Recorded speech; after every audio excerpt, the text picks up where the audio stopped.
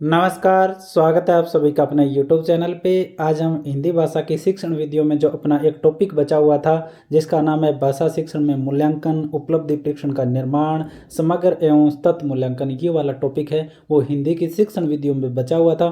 बाकी पूरे के पूरे टॉपिक है वो हमने करवा दिए थे। तो हिंदी के शिक्षण वीडियो के अगर टॉपिक पहले वाले आपने नहीं देखे हैं तो आप वो भी जाकर जरूर देखें। और ये हिंदी की शिक्षण वीडियो का अंतिम टॉपिक है जिसमें आप मूल्यांकन की बात करते हो, उपलब्धि परीक्षण की बात करते हो और समग्र एवं सतत मूल्यांकन की आप बात करते हो। तो ये पूर्णतः PYQ और MCQ बेस्ड है वो ये वीडियो रहने वाला है। तो जो आपके लिए बहुत ही महत्वपूर्ण प्रश्न है जो भी आपके एग्जाम में है वो छपने वाले हैं। इसके अलावा आप बात करते हो तो पात्रता परीक्षा के अंदर अगर आपकी ज़्यादा तैयारी नहीं है तो ये प्रश्न है वो जरूर देख करके जाना, आपको प्रश्न है वो छपे हुए जरूर मिलेंगे। तो हम शुरू करते हैं आज का हमारा पहला प्रश्न, क्योंकि आपके पास में ज़्यादा समय नहीं है। तो मूल्यांकन उपयोगी है, तो मूल्यांकन किस चीज़ के लिए उपयोगी है? विद्यार्थी की प्रगति जानने में, विद्यार्थी की कक्षा उपस्थिति जानने में, विद्यार्थियों के आचरण जानने में, या इन सभी में? तो बताओ मूल्यांकन है वो किसके लिए सबसे ज़्यादा जरूरी होता है? तो कक्षा में उपस्थिति, आचरण जानने, या इन सभी के लिए? तो जो आपका मूल्यांकन होता है ना वो प्रगति जानने के लिए होता है। और वो किसकी प्रगति जानने के लिए होता है? विद्यार्थी की प्रगति जानने में सबसे ज़्यादा महत्वपूर्ण होता है आपका मूल्यांकन। ठीक है, उसके बाद में हम बात करते हैं 2 नंबर प्रश्न की। तो शैक्षिक मूल्यांकन के उद्देश्य क्या है? शैक्षिक जो मूल्यांकन है उसके उद्देश्य होते हैं, ये पूछा आपका कि जो शैक्षिक मूल्यांकन के उद्देश्य क्या होते हैं, कितने होते हैं, कि आपसे पूछा गया 5, 7, 3 और 8। तो शैक्षिक मूल्यांकन के उद्देश्य हैं वो होते हैं 3। कितने उद्देश्य होते हैं? 3 उद्देश्य हैं वो शैक्षिक मूल्यांकन के होते हैं। और कौन कौन से होते हैं ये भी मैं बता देता हूँ आपको। आपके जो शैक्षिक जो मूल्यांकन होता है ना इसके उद्देश्य, एक तो आपका ज्ञानात्मक, ठीक है, दूसरा आप लेते हो भावात्मक, ठीक है, और एक और आता है इसमें आपका क्रियात्मक। तो ये 3 उद्देश्य है वो होते हैं जो आपका शैक्षिक मूल्यांकन होता है, इसके 3 उद्देश्य ये होते हैं। ठीक है, उसके बाद में भावात्मक पक्ष के मापन हेतु उपयुक्त मापनी है। भावात्मक जो पक्ष होता है ना जो आपके मूल्यांकन का, जो इसमें जो उसकी मापन हेतु मापनी क्या होती है ये आपसे पूछा गया है। तो व्यक्तिगत मापनी, अभिवर्ती मापनी, उपलब्धि मापनी, या प्रायोगिक मापनी?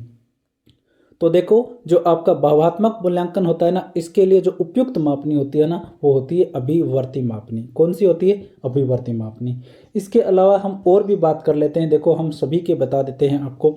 आपकी आप बात करते हो ज्ञानात्मक की। सबसे पहले तो आपका जो ज्ञानात्मक होता है ना, ज्ञानात्मक पक्ष जो या उद्देश्य आप बोल सकते हो, इसकी अगर आप मापनी की आप बात करते हो ना तो इसके लिए एक तो आप आती है आपकी मौखिक, एक तो क्या आएगी? मौखिक परीक्षण। ठीक है, उसके अलावा आपका आ जाएगा लिखित। मौखिक और लिखित 2 याद रह जाएंगी। और इसके अलावा साक्षात्कार जो आपका इंटरव्यू जो होता है ना ये आ जाएगा। ठीक है, ये 3 जो आपकी जो मापनी होती है ज्ञानात्मक पक्ष के लिए, मौखिक, लिखित और इंटरव्यू, ये 3 आ जाएंगी, याद रह जाएगा। इसके अलावा अगर आप बात करते हो भावात्मक पक्ष की तो भावात्मक पक्ष के बारे में आपसे प्रश्न पूछा गया। और भावात्मक पक्ष के बारे में अगर आप मापनियों की बात करते हो तो एक तो अभिवर्ती मापनी तो इसमें दे ही रखा है। इसके लिए आपका आएगा एक तो रुचि परीक्षण। रुचि जो परीक्षण होता है ना ये किसके लिए होता है? भावात्मक परीक्षण के लिए होता है। रुचि परीक्षण हो गया। समायोजन हो गया। समायोजन भी किसके लिए होता है? भावात्मक पक्ष के लिए होता है। इसके अलावा अगर आप बात करते हो मूल्य परीक्षण हो जाएगा। कौन सा? मूल्य परीक्षण हो जाएगा। इसके अलावा आपका जो एक और आ जाएगा समाज मिति परीक्षण। समाज मिति परीक्षण, रुचि परीक्षण, समायोजन परीक्षण, मूल्य परीक्षण और अभिवर्ती जो आपका जो परीक्षण है ये भावात्मक जो पक्ष होता है इसको मापने के लिए उपयुक्त मापनी के रूप में काम करते हैं। तो आपकी बात करते हो आप ज्ञानात्मक के लिए कौन कौन सी है? मौखिक है, लिखित और जो आपका इंटरव्यू आता है। इसके अलावा भावात्मक के लिए रुचि, अभिवर्ती, समायोजन, मूल्य और समाजमिति। ठीक है, ये हो जाते हैं। इसके अलावा आपका बचता है क्रियात्मक पक्ष। इसके लिए एक ही मापनी है वो होती है प्रायोगिक परीक्षण। कौन सी होती है? प्रायोगिक परीक्षण। ठीक है, तो आपके लिए बहुत ही महत्वपूर्ण ये टॉपिक है, इसको आप आराम से पूरा जरूर देख के जाना। चैनल अभी तक सब्सक्राइब नहीं किया तो आप सभी से मेरी रिक्वेस्ट है कि इस बात में बिल्कुल भी कोताही ना बरतें, चैनल को जरूर सब्सक्राइब करें और वीडियो को लाइक जरूर कर दें। और कहाँ से आप वीडियो देख रहे हो, कौन से ज़िले से आप बिलोंग करते हो वो भी आप जरूर लिखें। और हिंदी की शिक्षण विधि कंप्लीट हो जाएगी इस वीडियो के बाद में, आप पूरा जरूर देख सकते हो, प्लेलिस्ट मैंने बना दी है। अंग्रेजी की शिक्षण विद्या मैंने कंप्लीट करा दी है, तो वो भी आप जाके देख सकते हो। इसके अलावा मैंने एनसीएफ 2005 जो आपके लिए बहुत ही महत्वपूर्ण ये करवाया है, एमसीक्यू और जो आपके पीवाईक्यू हैं। इसके अलावा जो आपका आरटीई एक्ट 2009 ये भी आपके लिए महत्वपूर्ण है। इसके अलावा आप बात करते हो आपकी एनईपी जो 2020 जो है ये भी कंप्लीट करवा दिया, बहुत ही शानदार करवाया, जाके आप जरूर देखें चैनल पे। और एक बाल कल्याणकारी योजना, कौन सा, बाल कल्याणकारी आपका जो योजना वाला टॉपिक है ये भी बहुत शानदार करवाया, छोटा सा टॉपिक करवाया है और आपका प्रश्न छप जाएगा। इसके अलावा आप शिक्षा मनोविज्ञान की बात करते हो तो बाल विकास इतने शानदार तरीके से मैंने करवाया है। बाल विकास एक अधिगम, ये क्योंकि दो बड़े टॉपिक होते हैं इसी से प्रश्न आते हैं। 150% बाल विकास के कराए छप जाएंगे आपके एग्जाम में, और अधिगम के लगभग 150% है, अभिप्रेरणा भी करवा दिया। तो ये तमाम वीडियो भी आप जरूर देखें। इसके अलावा कुछ मैथ के भी टॉपिक मैंने करवाए तो वो भी जाके जरूर देख सकते हो। किसने मूल्यांकन प्रक्रिया की त्रिमुखी बताकर त्रिकोण के रूप में प्रस्तुत किया? तो जो मूल्यांकन की प्रक्रिया है ना, इसको किसने त्रिमुखी बताया और उसे एक त्रिकोण के रूप में प्रस्तुत किया, ये आपसे पूछा गया। तो त्रिमुखी किसने बताया था मूल्यांकन की प्रक्रिया को? ये बताया था ब्लूम ने बताया था। जो मूल्यांकन है वो एक त्रिमुखी प्रक्रिया है, ठीक है। और इसके अंदर आप बात करते हो ना, जो आपके जो त्रिमुखी बताकर जो त्रिकोण बनाया, ये भी मैं बता देता हूँ इसके अंदर क्या क्या शामिल होता है। इस प्रकार से आपके लिए प्रश्न आता है तो आपको बताना है। इसमें हम थोड़ा सा बना के बता देता हूँ। एक तो होता है इसके अंदर शिक्षण उद्देश्य, क्या होगा, शिक्षण उद्देश्य यह आ जाएगा। इसके अलावा आपका ये ऐसे त्रिभुज बनता है, त्रिकोण बनाते हैं। इसके अलावा आपका आएगा व्यवहारिक परिवर्तन, व्यवहारिक परिवर्तन आ जाएगा, ठीक है, परिवर्तन। और यहाँ पे आ जाएगा अधिगम अनुभव, अधिगम अनुभव। ये वाला जो त्रिभुज है ना, ये बनाया था ब्लूम ने, और इसको क्या बताया, मूल्यांकन और त्रिमुखी बताया। तो शिक्षण उद्देश्य, व्यवहारिक परिवर्तन और अधिगम अनुभव, इस प्रकार से इन्होंने त्रिकोण के रूप में प्रस्तुत किया। अब आता है हमारा नेक्स्ट प्रश्न आता है कि मूल्यांकन का आवश्यक गुण है, मूल्यांकन का जो आवश्यक गुण है ये आपसे पूछा गया है कि इनमें से कौन सा होता है। तो मूल्यांकन का जो आवश्यक गुण है ना, वो होता है आपका वस्तुनिष्ठता, विश्वसनीयता और वैधता। तो ये तीनों के तीनों ही क्या है, मूल्यांकन के गुण है। मैं और भी आपके लिए लेके आया हूँ। तो जब भी आपसे पूछे कि अच्छे मूल्यांकन की जो अगर आपसे विशेषता अगर आप पूछे तो सीधा सा बताना कि वैधता होनी चाहिए, विश्वसनीयता होनी चाहिए, उसकी व्यापकता होनी चाहिए, उसमें वस्तुनिष्ठता होनी चाहिए, उसमें व्यवहारिकता होनी चाहिए, मानकीकरण होना चाहिए, विभेदीकारिता होनी चाहिए और उपयोगिता होनी चाहिए और स्पष्टता। तो जब भी कोई आप मूल्यांकन करते हो तो उसकी ये विशेषताएं हैं वो हमेशा होनी चाहिए एक अच्छे मूल्यांकन की। अगर ये विशेषताएं अगर उस मूल्यांकन की है तो वो अच्छा मूल्यांकन है, वो माना जाएगा। वैधता, विश्वसनीयता, व्यापकता, वस्तुनिष्ठता, व्यवहारिकता, मानकीकरण, विभेदीकारिता, उपयोगिता और स्पष्टता, ये सब आपके लिए होना चाहिए। उसके बाद में एक अच्छे मूल्यांकन की विशेषता नहीं है, तो एक अच्छे मूल्यांकन की विशेषता इनमें से कौन सी नहीं है? तो हमने पढ़ा है कि वैधता होता है, वस्तुनिष्ठता भी होती है, व्यापकता भी होती है, लेकिन आत्मनिष्ठता है वो मूल्यांकन की विशेषता नहीं होती है। तो ये यहाँ से क्या हो जाएगा, आपका गलत हो जाएगा। अच्छे परीक्षण में आवश्यक होता है, अच्छे परीक्षण के लिए आवश्यक है, या अच्छे परीक्षण मतलब मूल्यांकन के लिए क्या आवश्यक है, ये आपसे पूछा गया है। तो देखो, एक तो विश्वसनीयता, वस्तुनिष्ठता, वैधीकरण और इनमें से सभी। तो बताओ एक अच्छे मूल्यांकन के लिए क्या आवश्यक है? वस्तुनिष्ठता भी जरूरी है, विश्वसनीयता भी जरूरी है और विभेदीकरण भी। तो सभी के सभी सही हो जाएंगे।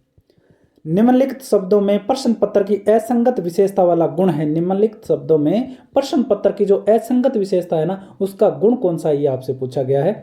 प्रश्न पत्र की असंगत विशेषता वाला, तो विश्वसनीयता, ठीक है, होनी चाहिए, वैधता भी होनी चाहिए, व्यवहारिकता भी होनी चाहिए, लेकिन अति व्यापकता है वो नहीं होनी चाहिए। ये क्या हो जाता है, इसमें गलत हो जाता है। तो हमने वो ऊपर पढ़ा हुआ, पूरे के पूरे इसमें आ जाएंगे। निम्नलिखित में से एक अच्छे प्रश्न पत्र की विशेषता नहीं है, अच्छे प्रश्न पत्र की विशेषता नहीं है, वापस आ गया ये। तो विश्वसनीयता होनी चाहिए, वैधता होनी चाहिए, व्यवहारिक होना चाहिए, लेकिन अमानकीकृत नहीं होना चाहिए। कौन क्या होना चाहिए, ये मानकीकृत होना चाहिए। उसके बाद में एक अच्छे मूल्यांकन की विशेषता नहीं है, तो अच्छे मूल्यांकन की विशेषता नहीं, वैधता होनी चाहिए, वस्तुनिष्ठता होनी चाहिए, व्यापकता होनी चाहिए, और यह क्या हो जाएगा, इसमें गलत हो जाएगा।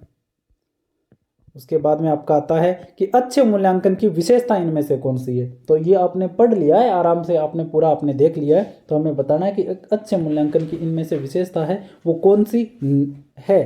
तो देखो शुरू से करते, वैधता है वो होनी चाहिए, बिल्कुल सही है। विश्वसनीयता भी होती है, ठीक है। वस्तुनिष्ठता भी होती है और व्यापकता भी होती है। तो ये सभी के सभी क्या हो जाएंगे, सभी हो जाएंगे, फिर हमें नीचे जाने की आवश्यकता ही नहीं है, ठीक है।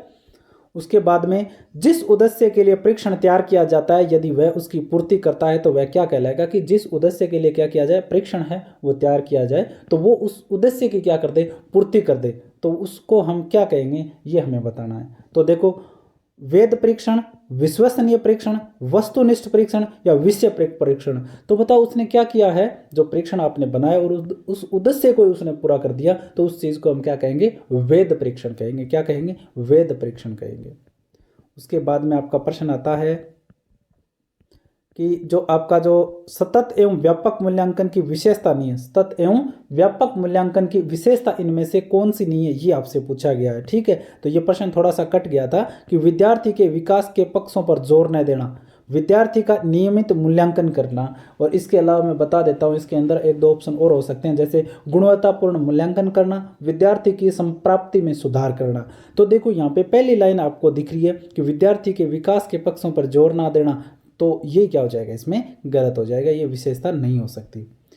एक अच्छे मूल्यांकन की विशेषता नहीं है, एक अच्छे मूल्यांकन की कौन सी विशेषता इसमें से नहीं है, ये प्रश्न हमने पढ़ लिया, ये दोनों ही पढ़ लिए ना, तो ये दोबारा से आ गए, ये भी आ गया अपना। उसके बाद में ये भी आ गया, दोबारा से आ गए क्या, ये देख लेते हैं अपना सतत एवं समग्र एवं सतत मूल्यांकन, समग्र एवं सतत मूल्यांकन के बारे में प्रश्न आया है कि इसमें से कौन से सही है या कौन से नहीं है, या सतत या समग्र मूल्यांकन होता क्या है। तो विद्यार्थी के लिए उपयोगी परंतु शिक्षक के लिए भार है, तो सतत और समग्र, जो समग्र और सतत मूल्यांकन है ये इसमें कहा है कि विद्यार्थी के लिए तो ये उपयोगी है, लेकिन शिक्षक के लिए क्या है, ये भार होता है। सतत, समग्र एवं सतत मूल्यांकन में शिक्षक और विद्यार्थी के बीच निकट संबंध आवश्यक है, शिक्षण के दौरान भी संभव है, से ही विद्यार्थी के व्यक्तित्व का विकास संभव है। तो ये ऑप्शन आपको देखें, तो देखो सतत और जो आपका समग्र एवं सतत जो मूल्यांकन होता है ना, वो शिक्षक के लिए बाहर नहीं होता है, तो ये ऑप्शन तो इसमें गलत है, ठीक है। इसके अलावा समग्र एवं सतत मूल्यांकन होता है ना, वो शिक्षक और विद्यार्थी के बीच में निकट संबंध आवश्यक होता है, तो ये बिल्कुल सही है। और शिक्षण के दौरान भी किया जा सकता है, ये भी सही है। और सतत मूल्यांकन से ही विद्यार्थी के व्यक्तित्व का विकास संभव है, ये भी सही है। तो इसमें ये तीन ऑप्शन सही है और ये ए वाला क्या है, इसमें गलत है। उसके बाद में शिक्षार्थी के सतत एवं समग्र मूल्यांकन पर प्रभावी जोर दिया गया, शिक्षार्थी के सतत एवं समग्र मूल्यांकन पर प्रभावी जोर दिया गया, कब दिया गया, ये आपसे पूछा गया है। तो राष्ट्रीय शिक्षा नीति 1986 में, प्रथम राष्ट्रीय शिक्षा नीति में जो 1968 में आई, मुदालियर आयोग की सिफारिशों में। तो बताओ कब है वो सतत, जो आपका सतत एवं समग्र मूल्यांकन है, इस पर प्रभावी रूप से जोर दिया गया था, तो कब दिया गया, आपकी जो राष्ट्रीय शिक्षा नीति 1986 आई ना, इसमें क्या किया गया कि आपका जो CCE पर है वो बल दिया गया था कि इसको विकसित किया जाना चाहिए, ठीक है। जो आपकी राष्ट्रीय शिक्षा नीति 1986 इसमें, और इसमें कहा गया था, देखो ये भी मैं बता देता हूं कि सतत और व्यापक मूल्यांकन, जिसमें मूल्यांकन के शैक्षिक और गैर शैक्षिक दोनों पक्ष शामिल हो, जो विद्यार्थी या जो शिक्षा की संपूर्ण अवधि के लिए हो, को अपनाया जाना चाहिए। इस बात की इसमें व्याख्या की गई। राष्ट्रीय शिक्षा नीति 1986 में कहा गया कि जो सतत और व्यापक मूल्यांकन है ना, इसमें मूल्यांकन के शैक्षिक और गैर शैक्षिक दोनों पक्षों को क्या किया जाना चाहिए, शामिल किया जाना चाहिए, और शिक्षा की जो संपूर्ण अवधि है ना, उसमें इसको अपनाया जाना चाहिए, ठीक है। और राष्ट्रीय जो आपकी शिक्षा नीति 1986 है, इसमें इस बात पे जोर दिया गया। उसके बाद में आपका प्रश्न आता है कि मूल्यांकन का क्षेत्र परीक्षा से होता है, मूल्यांकन का क्षेत्र परीक्षा से होता है, तो किससे होता है, देखो सीमित, विस्तृत, समान और संकुचित। तो मूल्यांकन का क्षेत्र परीक्षा से होता है, किस प्रकार का होता है, ये आपसे पूछा गया है। तो परीक्षा से क्या होता है, ये विस्तृत होता है आपका मूल्यांकन का क्षेत्र। उसके बाद में आपका प्रश्न आता है कि CBSE ने किस वर्ष 10th की बोर्ड परीक्षा से सतत एवं समग्र मूल्यांकन प्रणाली लागू कर दी। तो CBSE ने 10वीं क्लास की जो बोर्ड परीक्षा है उसमें सतत एवं समग्र मूल्यांकन प्रणाली, जिसको आप CCE बोलते हैं, इसको लागू कब किया था, ये हमसे पूछा गया। तो कब लागू किया था ये आपको बताना है। तो ये लागू किया था आपका वर्ष 2010 या 11 से, 2010-11 से लागू किया था 10वीं क्लास की बोर्ड परीक्षा में। तो ये याद भी रह जाएगा, 10वीं क्लास से शुरू किया और ये 2010 में ही लागू किया है, ठीक है। इसके अलावा और आपसे अगर प्रश्न पूछे ना कि और कौन कौन सी क्लास में कौन कौन से लागू किए, तो ये भी मैं बता देता हूँ थोड़ा सा आपको, कि आपको पूछे कि प्राथमिक कक्षाओं में कक्षा 1 से लेकर कब 5 तक कब लागू किया, तो आपको याद रह जाएगा 2004 से 2005 तक। आसान सा है, देखो 1 से 5 4 5, ठीक। इसके अलावा 6ठी से 8वीं तक अगर आपसे पूछे तो आपको क्या बताना है कि 2006 से 2007 के बीच में लागू किया, फिर 6 आ गया, फिर 6 आ गया। फिर आपसे पूछे कक्षा 9 में कब लागू हुआ, तो 9 में 2009 में लागू हुआ, 2009-10 में लागू हुआ, बस इतना याद रखना है। प्राथमिक कक्षाओं में 2004-05 के अंदर, फिर आपका उच्च प्राथमिक कक्षाओं में पूछे तो 2006-07 में, और आपका 9वीं में पूछे तो 2009-10 में, और 10वीं में पूछे तो 2010-11 में ये लागू हुई थी सीबीएसई के अंदर बोर्ड परीक्षाओं में। उसके बाद में आपका आता है सीसीई में व्यापकता का आशय निम्नांकित में से नहीं है। जो सीसीई जो होती है इसमें व्यापकता का आशय क्या नहीं होता है, इसमें ये आपसे पूछा गया है। देखो, विषयों की व्यापकता बिल्कुल होनी चाहिए, उपकरणों की भी व्यापकता होनी चाहिए, दायरे की भी व्यापकता होनी चाहिए, प्रश्नों की प्रश्नों की व्यापकता। अब ये आपके 4 ऑप्शन दे रखे हैं, और सीसीई में जो व्यापकता का मतलब ये आपसे पूछा है। तो इसमें देखो ये तीनों तो सही है कि विषयों की व्यापकता होनी चाहिए, उपकरणों की व्यापकता होनी चाहिए, दायरे की व्यापकता होनी चाहिए, लेकिन प्रश्नों की व्यापकता है, इसका मतलब व्यापकता से कोई भी आशय इसका नहीं है, ठीक है। इसके अलावा और भी मैं बता देता हूँ व्यापकता से संबंधित आपको, कि जो विषयों की व्यापकता हो गई, ठीक है, ये तो आ गया। इसमें उपकरणों की व्यापकता, दायरे की व्यापकता, इसके अलावा आप इसमें अवसरों की व्यापकता शामिल कर सकते हो। किसकी? अवसरों की व्यापकता और तरीकों की व्यापकता, ये 2 चीज और शामिल इसमें कर सकते हो। सीसीई प्रणाली में A1 ग्रेड है वो कितने प्रतिशत अंक प्राप्त करने वाले छात्रों को प्रदान की जाती है, ये आपसे पूछा गया। जो A1 ग्रेड है ना, वो कितने प्रतिशत अंक अगर कोई विद्यार्थी प्राप्त करता है तो उसको मिलती है। तो कितने प्रतिशत अंक प्राप्त करने पर मिलती है? 91 से 100% अगर अंक कोई विद्यार्थी प्राप्त करता है तो उसे सीबीएसई में A1 ग्रेड दी जाती है। कौन सी ग्रेड दी जाती है? A1 ग्रेड दी जाती है, ठीक है। अब इसमें थोड़ा सा आप विस्तार से अगर चर्चा करना चाहो तो ग्रेडिंग की अगर बात करते हो तो इसमें आपका जो 2017-18 है ना, इसके अंदर आप A1 की बात करते हो तो इसमें तो मैंने बता ही दिया कि 90 से 100 पे मिलता है। इसके अलावा आप बात करते हो A2 की, अगर आप बात करते हो तो ये मिलता है 81 से 90 तक A2 ग्रेड मिलता है।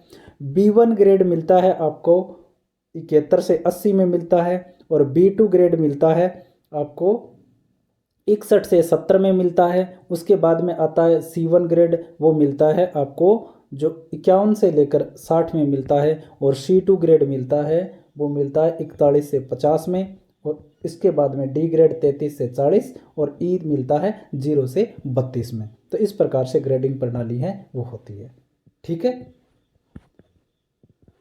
उसके बाद में आप बात करते हो कि स्तर समाप्ति पर प्रयुक्त मूल्यांकन है। स्तर जो समाप्त होता है उस पर जो मूल्यांकन लागू किया जाता है उस टाइम उसको हम क्या कहते हैं, ये हमसे पूछा गया। तो कौन सा होता है? संकलनात्मक मूल्यांकन है वो होता है स्तर समाप्ति के अवसर पर, ठीक है।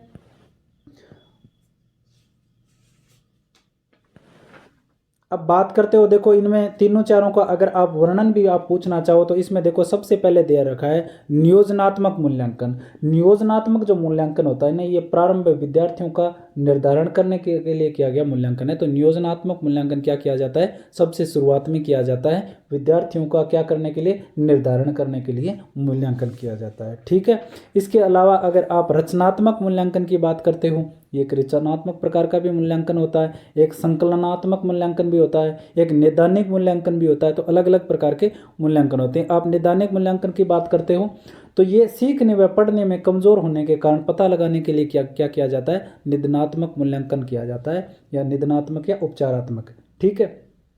इसके अलावा संकलनात्मक मूल्यांकन तो आप कि हम बात कर ही रहे हैं कि स्तर समाप्ति पर ये किया जाता है। इसकी और क्या विशेषताएं हैं कि शिक्षण स्तर या पाठ्यक्रम या कार्यालय की समाप्ति पर किया जाता है, और विद्यार्थी की उपलब्धि की औपचारिक जांच करने के लिए, और इसका उद्देश्य जो होता है ना वो ग्रेड या श्रेणी निर्धारण करना होता है, और कक्षा के लिए उत्तीर्ण करने के लिए ये किया जाता है, ठीक है। उसके बाद में हम बात करते हैं, आपका आगे वाला है पाठोपरांत मूल्यांकन किसे कहा जाता है? पाठोपरांत मूल्यांकन किसको कहेंगे हम? तो किसको कहेंगे? पाठ पढ़ाने के बाद का जो मूल्यांकन होता है ना, पाठोपरांत मूल्यांकन कहलाता है। उसके बाद में हिंदी शिक्षण में उपलब्धि की जांच की जा सकती है। हिंदी शिक्षण में उपलब्धि की जांच किस प्रकार से की जा सकती है, ये हमसे पूछा गया है। तो किससे की जाती है, उपलब्धि नाम आ रहा है तो उपलब्धि परीक्षण से ही की जा सकती है। हिंदी शिक्षण में उपलब्धि की जांच की जा सकती है, तो उपलब्धि की जांच हिंदी शिक्षण में किस प्रकार से की जा सकती है, आपका उपलब्धि परीक्षण से। उसके बाद में निम्न में से उपलब्धि परीक्षण निर्माण का चरण नहीं है। उपलब्धि परीक्षण निर्माण का जो चरण नहीं है ये हमसे पूछा गया है। तो शैक्षणिक उद्देश्यों को लिखना, छात्रों की कमियों के कारणों की जानकारी प्राप्त करना, प्रश्न निर्माण करना, समंकन योजना तैयार करना। तो बताओ इसमें उपलब्धि परीक्षण निर्माण का जो चरण नहीं है वो हमसे पूछा गया है, तो कौन सा नहीं है इसमें, छात्रों की कमियों के कारणों की जानकारी प्राप्त करना है, वो उपलब्धि परीक्षण का काम है, नहीं होता है। बाकी शैक्षणिक उद्देश्यों को लिखना, प्रश्न निर्माण करना और समंकन योजना तैयार करना है, वो होता है परीक्षण, उपलब्धि परीक्षण निर्माण का चरण होता है। ठीक है, इसमें आपका अगर शॉर्ट में अगर आप देखते हो ना कि क्या लिखा होता है, तो इसके चरण जो होते हैं ना, इसके 4 चरण होते हैं। सबसे पहले आता होता है आपका ज्ञान। क्या होता है, ज्ञान। इसके अलावा आप देखते हो तो अवबोध, ज्ञान के बाद में क्या आएगा, अवबोध। ठीक है, उसके बाद में आप बात करते हो, उसके बाद में आपका आता है ज्ञान उपयोग, ज्ञानोपयोग आएगा। ठीक है, उसके बाद में अगर आप बात करते हो तो कौशल आएगा। इस प्रकार से 4 चरण है वो होते हैं, ज्ञान, अवबोध, ज्ञानोपयोग और आपका लास्ट में कौशल। इस प्रकार से इसके चरण होते हैं। उसके बाद में उपलब्धि परीक्षण निर्माण में समंकन योजना बनाने का उद्देश्य क्या है। जो उपलब्धि परीक्षण है उसमें समंकन योजना बनाने का जो उद्देश्य है ये आपसे पूछा गया कि क्या होता है। तो देखो, निर्णय संबंधी असंगति को दूर करने में सहायता प्रदान करना, प्रश्नों की संख्या निर्धारण करना, छात्रों की कठिनाइयों का निर्धारण करना और सभी के सभी। तो उपलब्धि परीक्षण में जो समंकन योजना है वो करती है निर्णय संबंधी असंगति को दूर करने में सहायता प्रदान करने के लिए समंकन योजना बनाई जाती है। ठीक है, उसके बाद में आगे आप चलते हो तो प्रश्न पत्र निर्माण करने से पूरे निम्न में से किस प्रपत्र को तैयार करना आवश्यक है। जो आप प्रश्न पत्र का निर्माण करते हो तो उससे पहले कौन से प्रपत्र का निर्माण करना आवश्यक होता है, ये आपसे पूछा गया है। तो देखो, पूरक पुस्तक, ब्लूप्रिंट, पाठ्यक्रम, प्रश्नों के प्रकार। तो प्रश्न पत्र निर्माण से पहले क्या तैयार होना चाहिए, उसका ब्लूप्रिंट तैयार होना चाहिए। ठीक है, उसके बाद में आपका आता है कि ब्लूप्रिंट ढांचा तैयार करने में उपयोगी नहीं है। जो प्रश्न पत्र निर्माण से पहले जो ब्लूप्रिंट बनाया जाता है उसको तैयार करने में क्या चीज़ उपयोगी नहीं है, ये पूछा है। शिक्षक निर्मित सामग्री, शिक्षण के लक्ष्य, पाठ्य वस्तु के प्रकरण, प्रश्नों के प्रकार। तो पेपर बनाने से पहले पहले क्या चाहिए आपको, एक तो प्रश्नों के प्रकार पता होना चाहिए, पाठ्य वस्तु के प्रकरण भी आपको पता होने चाहिए, शिक्षण के लक्ष्य भी आपको पता होने चाहिए। लेकिन जो शिक्षक निर्मित जो सामग्री है ना, उसका पेपर में कोई लेना देना नहीं होता है। उपलब्धि परीक्षण का उपयोग नहीं है। उपलब्धि परीक्षण का उपयोग इनमें से कौन सा नहीं है, वर्गीकरण होता है, श्रेणी विभाजन भी होता है, शैक्षिक निर्देशन भी होता है, लेकिन शिक्षक की कठिनाई का निदान करने से इस उपलब्धि परीक्षण का कोई लेना देना नहीं होता है।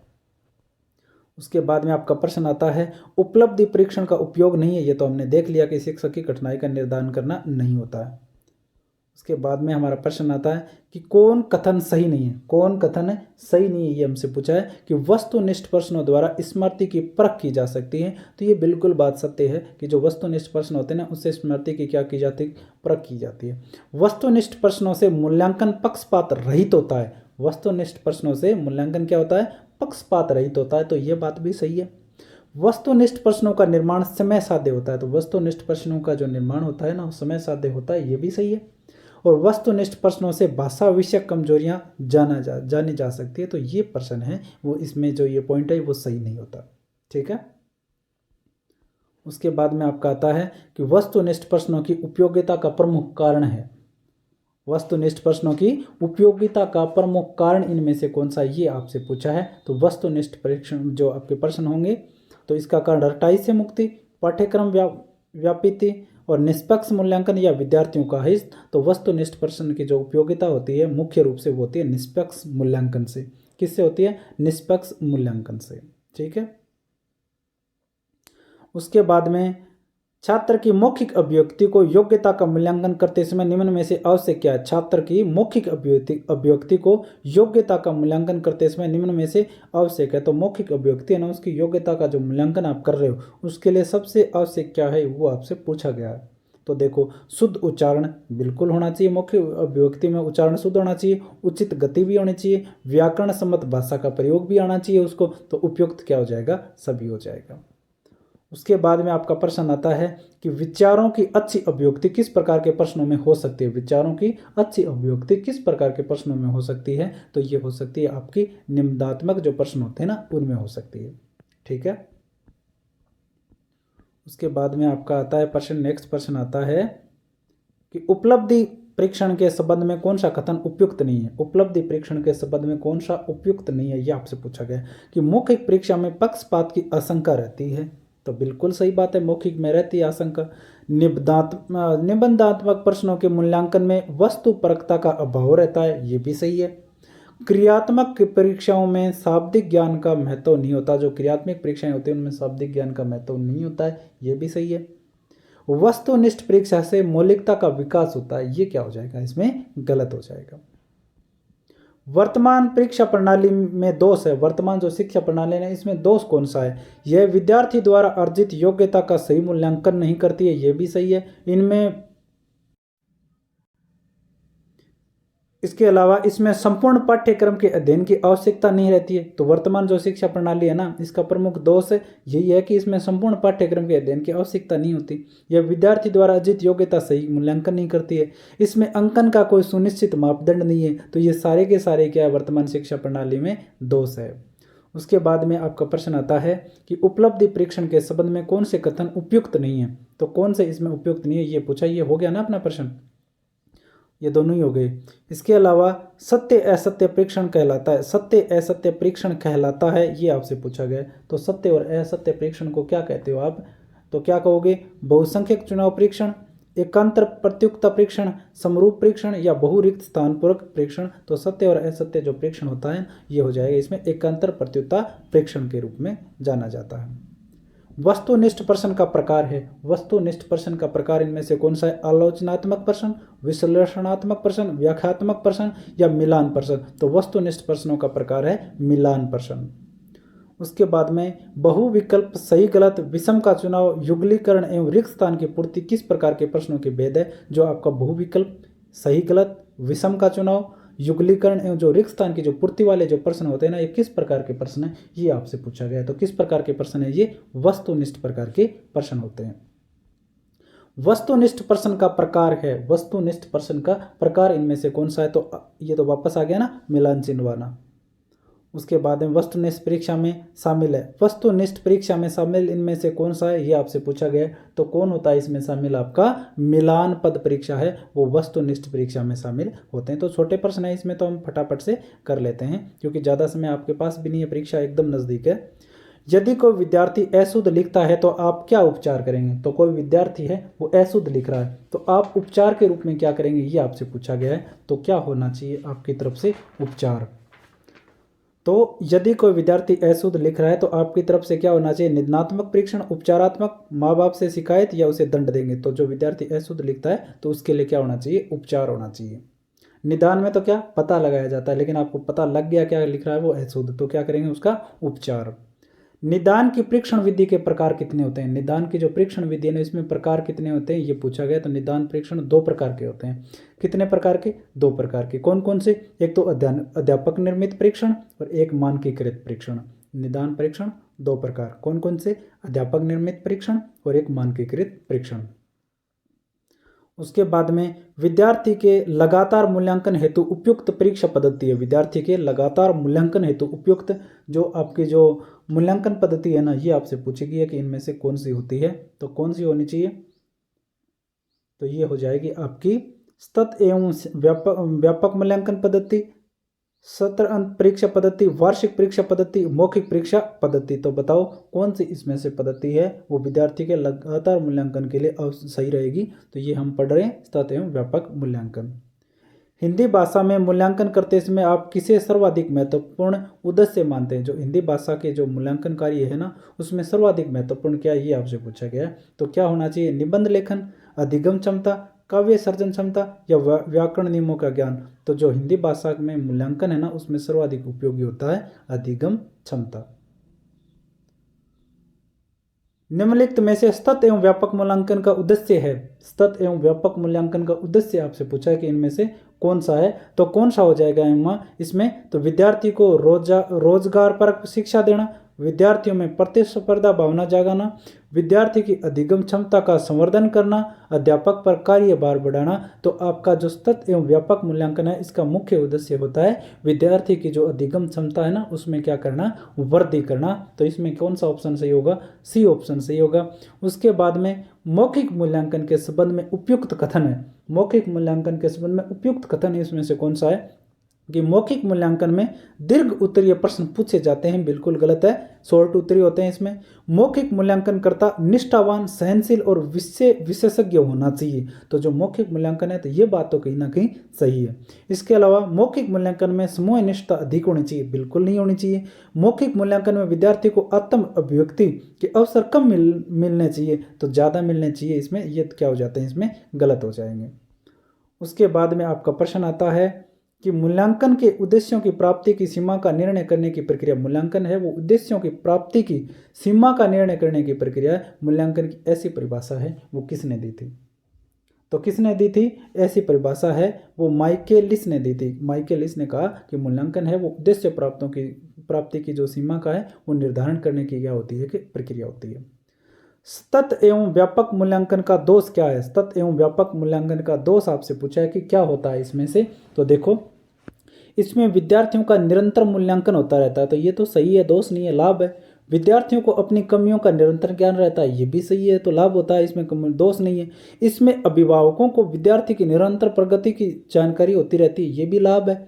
उसके अलावा यह प्रणाली तभी लागू की जा सकती है जब विद्यार्थी शिक्षक अनुपात कम हो, ये क्या हो जाएगा, ये दोष हो जाएगा कि सतत और समग्र जो मूल्यांकन प्रणाली है ना ये लागू तभी होती है जब विद्यार्थी और शिक्षक अनुपात है ना वो क्या हो, कम हो।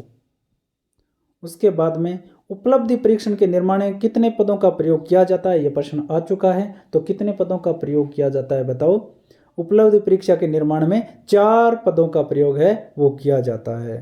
निम्नलिखित में से उपलब्धि परीक्षण के निर्माण हेतु सम्मिलित पदों में कौन सा पद नहीं है, यह प्रश्न ऊपर अपना आ चुका है कि कौन सा चरण है वो इसमें से नहीं है। एक तो परीक्षण योजना बनाना, परीक्षण के प्रारंभिक रूप की रचना करना, परीक्षण का पुनर्निरीक्षण करना और परीक्षण का अनुप्रयोग। तो जो उपलब्धि परीक्षण निर्माण है तो इसमें से कौन सा चरण है वो नहीं होता है, तो परीक्षण का अनुप्रयोग इसमें शामिल है वो नहीं होता है। कौन सा नहीं होता, परीक्षण जो आपका अनुप्रयोग है ये शामिल नहीं होता। ये 4 चरण बता देता हूँ मैं आपको एक बार से जो आपको लिए लिखे होते। एक तो होता है आपका स्वरूप योजना बनाना, स्वरूप योजना बनाना पहला चरण हो जाता है। उसके बाद में शैक्षणिक उद्देश्यों को लिखना, उसके बाद में आपका कार्य योजना और ब्लूप्रिंट आधारित प्रश्न पत्र का निर्माण बनाना। 4 प्रकार के चरण होते हैं वो उपलब्धि परीक्षण में होते हैं, लेकिन जो अनुप्रयोग वाला है ना ये इसमें शामिल नहीं होता है।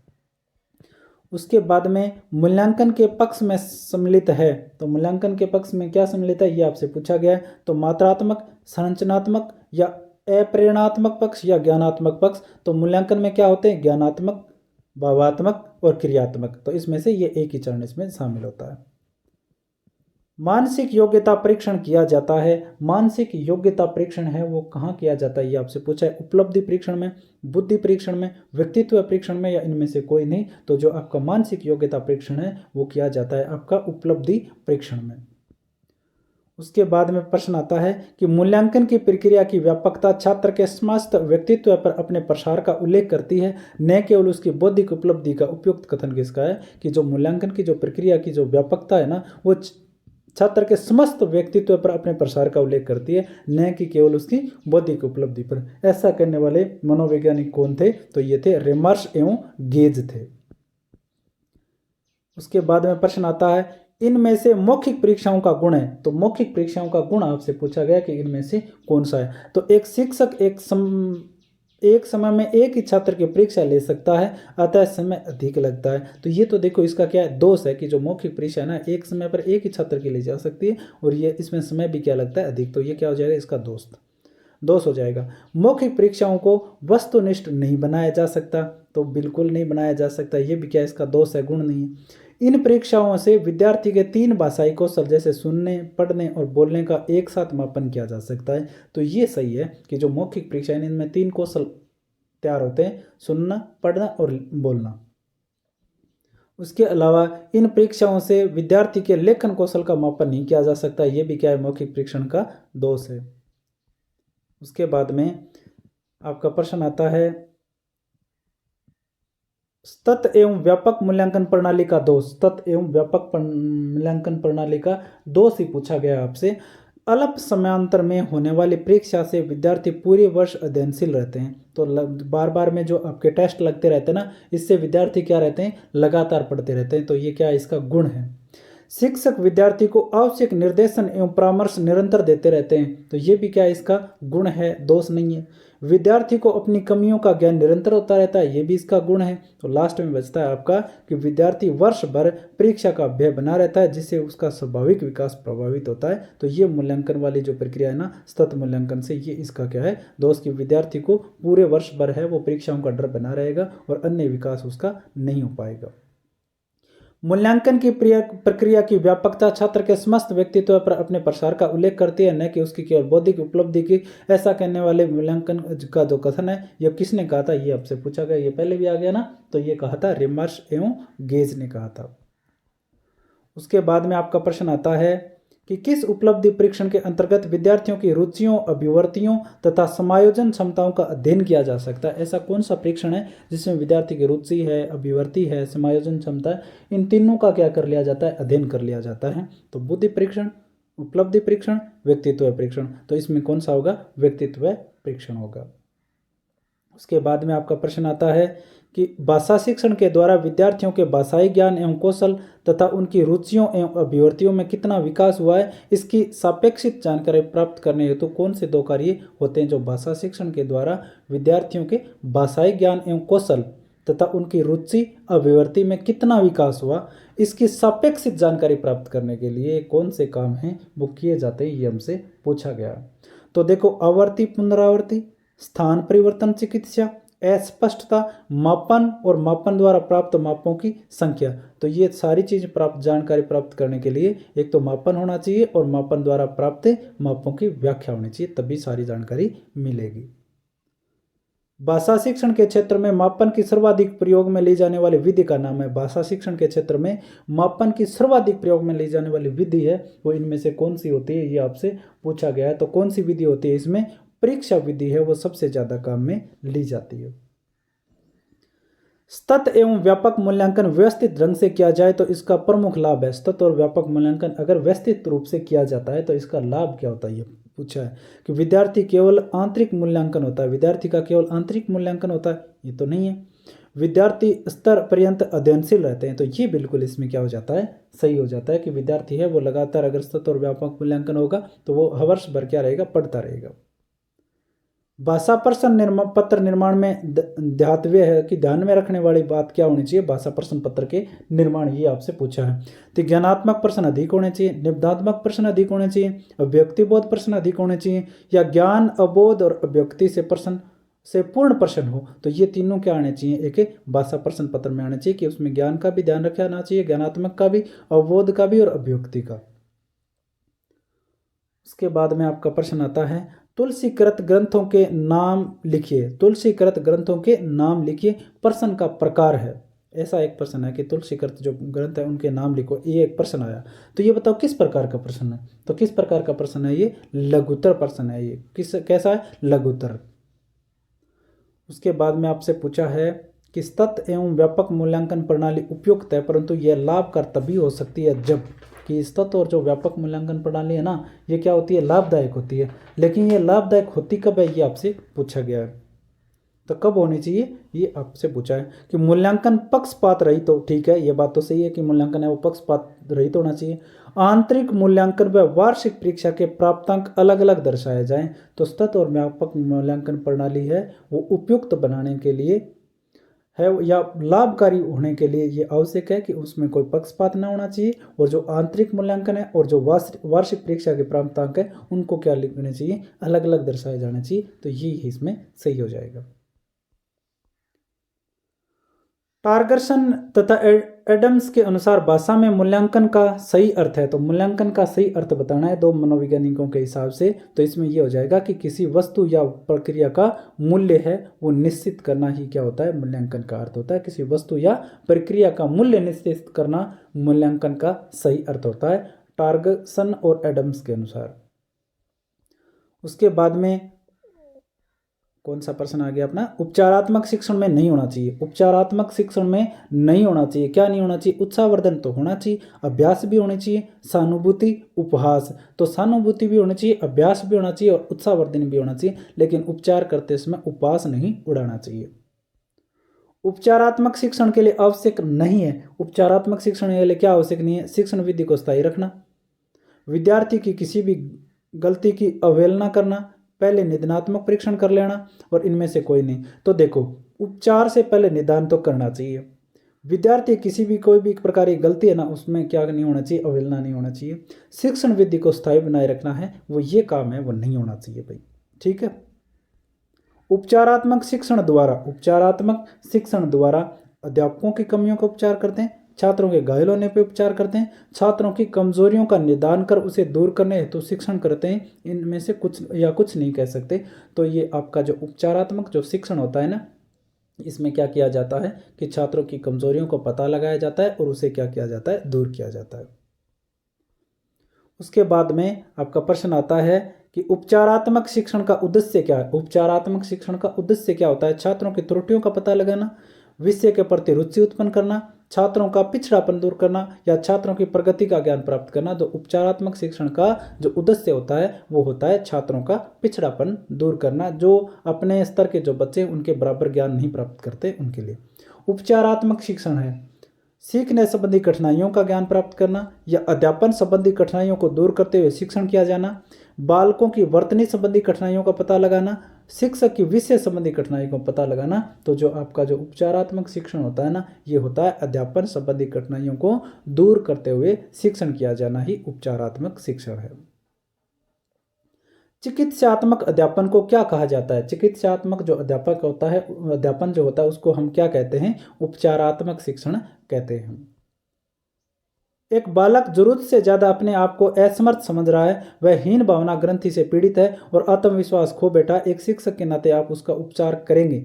एक बालक है, वो जरूरत से ज्यादा अपने आप को क्या समझ रहा है, असमर्थ महसूस कर रहा है और हीन भावना ग्रंथि से वो पीड़ित हो गया और आत्मविश्वास खो दिया है। तो एक शिक्षक होने के नाते आप क्या करोगे, ये आपसे पूछा गया। तो क्या करोगे, आप सहानुभूतिपूर्ण व्यवहार करोगे, न कि दंड दोगे या परिवार को सूचना भी नहीं दोगे और मित्रों के साथ घूमने के लिए जाने की प्रेरणा दोगे। ये नहीं है आपके लिए ऑप्शन होगा सहानुभूतिपूर्ण व्यवहार। भाषा में निदानात्मक परीक्षण वह परीक्षण है जिसके द्वारा अनुसंधानकर्ता छात्र के भाषागत दोषों को खोजता है जो अपने स्कूल के विषय में सामान्य प्रगति नहीं कर पाते हैं। उपयुक्त परिभाषा किसने दी कि भाषा में जो निदानात्मक परीक्षण है ना, वह परीक्षण है जिसके द्वारा अनुसंधान करता है वो छात्र के भाषागत दोषों को खोजता है। निदानात्मक परीक्षण में क्या किया जाता है कि भाषा के दोषों को खोजा जाता है जो स्कूल के विषय में सामान्य प्रगति नहीं कर पाते हैं। यह परिभाषा, इस प्रकार की परिभाषा किसने दी, ये आपसे पूछा गया। तो किसने दी थी यह परिभाषा, ये आप बताओ। इस प्रकार की जो परिभाषा दी ये किसने दी थी, तो ये दी थी सोनेल महोदय ने दी थी। निम्नलिखित में से किसे उपचारात्मक शिक्षण की आवश्यकता है। उपचारात्मक शिक्षण की आवश्यकता किनको है, दिव्यांग विद्यार्थियों को कोई जरूरी नहीं है, सृजनशील विद्यार्थियों को इनको तो बिल्कुल जरूरी नहीं है, कक्षा स्तर अनुरूप प्रगति नहीं करने वाले विद्यार्थियों को दिया जाता है। यही तो मैंने कहा कि अपने के बराबर के जो विद्यार्थी, ग्रेड के विद्यार्थी, उनके जितना जिनको ज्ञान नहीं है उनको उपचारात्मक शिक्षण की आवश्यकता होती है। कक्षा में बालक के पिछड़ेपन का कारण क्या होता है। कक्षा में बालक के पिछड़ेपन का कारण क्या होता है, ये आपसे पूछा है। तो क्या कारण हो सकता है इसमें, आपका बालक का मेधावी होना बिल्कुल नहीं है, बालक का नटखट होना ये भी नहीं, बालक में हीन भावना होना ये क्या हो जाएगा, इसमें सही हो जाएगा, हीन भावना के कारण है वो पिछड़ जाता है। उसके बाद में आपका प्रश्न आता है कि निदान का महत्व नगण्य है यदि, निदान का महत्व है वो नगण्य है यदि उसके अनुसार बच्चों का उपचार नहीं किया जाए। तो ये लाइन इसमें सही हो जाएगी कि निदान का महत्व नहीं रहेगा जब निदान है वो बच्चों के उपचार के हिसाब से नहीं किया जाए। निम्नलिखित में से शैक्षणिक निदान की विधि नहीं है। शैक्षणिक निदान की जो विधि नहीं है ये आपसे इसमें पूछा गया, तो कौन सी इसमें से शैक्षणिक निदान की विधि नहीं है। एक तो निरीक्षण विधि होती है, संचित अभिलेख विधि, उपचारात्मक विधि और शारीरिक परीक्षण। तो इसमें से जो आपकी निदान विधि नहीं है वो आपसे पूछा है, तो निरीक्षण होती है, संचित होती है, उपचारात्मक होती है, लेकिन शारीरिक परीक्षण है वो इसमें निदान के अंदर नहीं किया जाता। विद्यार्थी की सीखने संबंधी कठिनाइयों को दूर करते हुए करवाए जाने वाला शिक्षण क्या कहलाएगा। विद्यार्थी की सीखने संबंधी जो कठिनाइयां उनको दूर करते हुए जो शिक्षण करवाया जाता है उसको हम क्या कहते हैं, ये आपसे पूछा गया है। तो क्या कहेंगे, उपचारात्मक शिक्षण कहेंगे। उसके बाद में आपसे प्रश्न पूछा है कि उपचारात्मक शिक्षण के संबंध में सत्य कथन बताओ। उपचारात्मक जो आपका शिक्षण है उसके संबंध में, तो विद्यार्थी को अधिगम कठिनाई में सहायता प्रदान करने के लिए उपचारात्मक शिक्षण की निश्चित एवं निर्धारित प्रक्रिया है। तो ये निश्चित और निर्धारित प्रक्रिया नहीं होती है। उपचारात्मक शिक्षण पूरी कक्षा के लिए समान होता है, तो ये भी गलत है, व्यक्तिगत होता है ये। उपचारात्मक शिक्षण संस्था प्रधान और अभिभावकों की देखरेख में होता है, तो ये भी गलत है इसमें। उसके बाद में उपचारात्मक शिक्षण व्यक्तिगत अधिक होता है, ये हो जाएगा सही। उपचारात्मक शिक्षण कितने प्रकार का होता है, तो उपचारात्मक शिक्षण प्रकार कितने का होता है, तो 2 प्रकार का उपचारात्मक शिक्षण है वो होता है। उपचारात्मक शिक्षण का उद्देश्य इसमें से कौन सा नहीं है, ये आपसे पूछा गया, तो कौन सा उद्देश्य है वो उपचारात्मक शिक्षण का नहीं है। तो अधिगम दोषों को दूर करना, छात्रों की व्यक्तिगत कठिनाइयों को दूर करना, सामूहिक रूप से शिक्षण और छात्रों का पिछड़ापन दूर करना। तो बताओ, उपचारात्मक शिक्षण में अधिगम दोषों को दूर किया जाता है, बिल्कुल सही है। सामूहिक रूप से शिक्षण करवाया जाता है, ये भी सही है। छात्रों का पिछड़ापन दूर किया जाता है, ये गलत है भाई, सामूहिक रूप से नहीं किया जाता, ये हो जाएगा इसमें। उपचारात्मक शिक्षण हेतु पहले आवश्यक है, उपचारात्मक शिक्षण करवाने से पहले क्या आवश्यक है, निदानात्मक परीक्षण आवश्यक होता है। उसके बाद में आपका प्रश्न आता है कि यदि विद्यार्थी कुसमायोजन से बच रहे हो और पढ़ने की और उनकी रुचि वृद्धि हो रही हो, उनके व्यवहार में तथा परिवर्तन हो रहा हो, तो निम्नलिखित शिक्षण कारगर समझना चाहिए कि एक विद्यार्थी है वो क्या हो रहा है, कुसमायोजन से बच रहे हों, पढ़ने की और उनकी रुचि में वृद्धि हो रही है और उनके व्यवहार में यथा परिवर्तन है वो हो रहा है। तो इस प्रकार का जो शिक्षण होगा वो कारगर समझना चाहिए। किसके रूप में कारगर समझना चाहिए, ये आपसे पूछा है, तो उपचारात्मक शिक्षण। उसके बाद में उपचारात्मक शिक्षण का प्रयोग अध्यापक द्वारा क्यों किया जाता है, तो अध्यापक क्यों करता है, अधिगम की कठिनाई दूर करने हेतु है वो क्या करता है, उपचारात्मक शिक्षण का उपयोग करता है। उसके बाद में तात्कालिक लक्ष्य से विद्यार्थी की अधिगम समस्या तथा कठिनाई को हल करने हेतु शिक्षण है। तात्कालिक जो लक्ष्य हैं या विद्यार्थी की जो समस्या है, अधिगम समस्या है, कठिनाई है, उनको हल करने के लिए शिक्षण कौन सा होना चाहिए, तो वो होना चाहिए आपका उपचारात्मक शिक्षण होना चाहिए। तो इस प्रकार से हमने हिंदी की जितनी भी शिक्षण विधियों के जितने टॉपिक होते हैं वो हमने कंप्लीट कर लिए हैं। इसके अलावा अगर आपकी जो अंग्रेजी भाषा की अगर आप शिक्षण विधियाँ देखना चाहते हो तो वो भी हमारे चैनल पे आपको मिल जाएंगी। अंग्रेजी की शिक्षण विधियाँ भी हमने कंप्लीट करवा दी है, तो वो भी इनकी प्लेलिस्ट बना दी मैंने, हिंदी की पूरी बना रखी है, वो आप पूरी कंप्लीट देख लें। अंग्रेजी की बना दी, इसके अलावा मनोविज्ञान की भी मैंने बना रखी है, और मनोविज्ञान आप जरूर देख के जाना, आपको मेरी सलाह है, इनमें से प्रश्न आएंगे आपके लिए।